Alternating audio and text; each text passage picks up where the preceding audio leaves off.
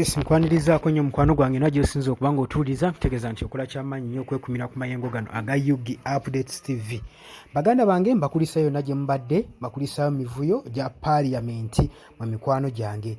Naye twategedde engeri ki babaka ba paaliyamenti ngeri ki gye balonzeemu bbiiru eno. Kuba ekintu kyatuuse ekiseera ne kibatabukako. Nkubiriza ggwe mukwano gwange ate nakuba nga osubscribinga ojje osubscribinge ku UG Updates TV, sharinga, likinga, commentinga. Mbagamba mujje mu comment section mutangaze eggwanga ki ekigenda mu maaso, ki kye mwandirabye ku nsonga yonna ebeera gye tuba twogeddeko kwegamba n'oteekako ekiteeso nga kiri relevant ku ebyo tuba twogerako gwe mukwano gwange ali eyo ampuliriza. Kakati jjukira nti nno Coffee Bill etaddewo obutakkaanya n'omuvuyo mu paaliyamenti etya. Kaakati twabadde tumanyi bumanya just nga kye tumanyiko nti eno bbiiru yaleeteddwa okubanga enafu ya Central Region. Manyi Central Region eno erimu amawanga mangi agaadoptinga culture ey'Abaganda.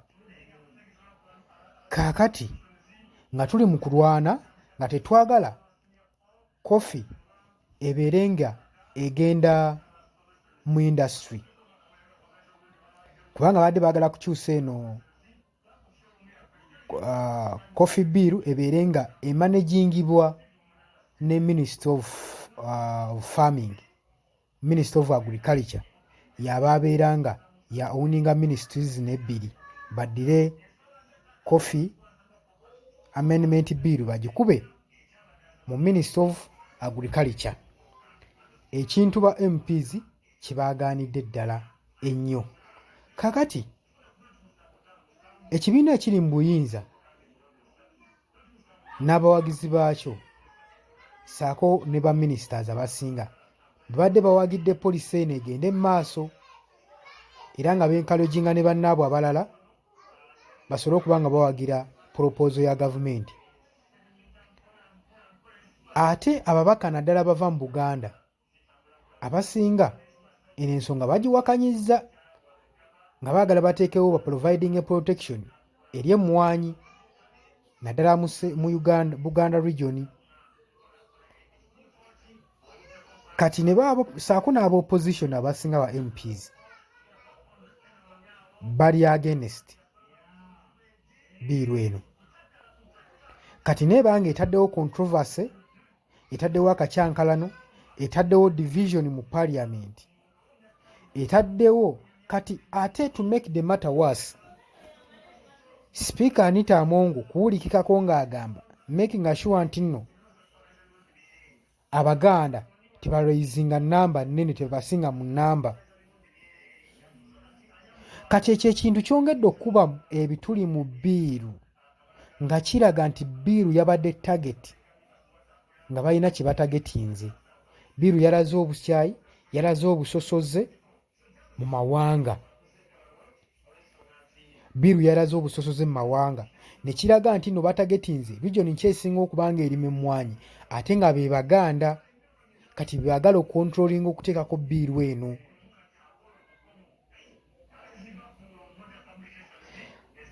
Waliwo ebintu bingi paaliyamenti byeyisa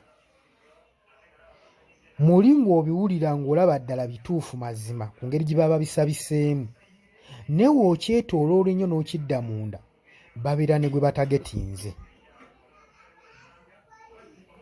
Kati okuva ebaleeta bbiiru eno ebadde tennasumulwa kinusu kyayo nga tennasumulwa background yaayo ekigirimu emabega, paka Speaker Anita Amongo we yasaba okuludda ekyama n'akirambika eggwanga era ne likitegeera bulungi.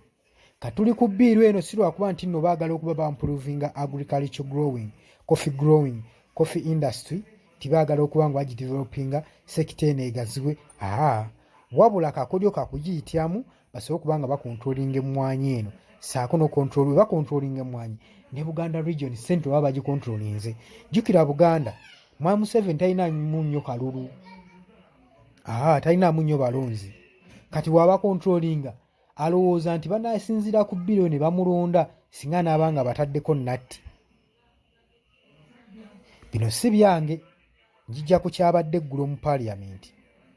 Kati n'okusinziira ku kye balonze olwaleero, sipiika Anita Among agambye biiru ereeseemu controversy, ereeseewo division mu babaka ba paaliyamenti, era okusalawo tekuwedde olw'ensonga nti mulimu n'ababaka be yeekwasizza nti tebaliiwo byandiyagadde bawulize ba rejisitula abalala issues zaabwe ba issuinge ku nsonga eno, omuli Mafias Mpuuga, Ssaabaganda, omuli Abed Bwanika.